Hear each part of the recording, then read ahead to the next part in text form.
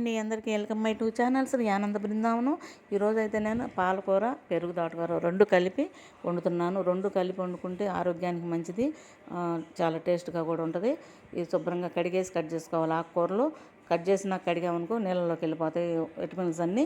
ఇప్పుడు శుభ్రం కట్ చేసి దాంట్లో ఉప్పు, పసుపు, పచ్చిమిరకాయలు, పెద్ద ఉల్లిపాయలు, 2 చిన్న ఉల్లిపాయ రెబ్బలు, ఒక టమాటా వేసాను, కొంచెం కారము, కొంచెం చింతపండు, కొంచెం కొత్తిమీర, కొంచెం వాటర్ వేసి పొయ్యి మీద పెట్టేద్దాము.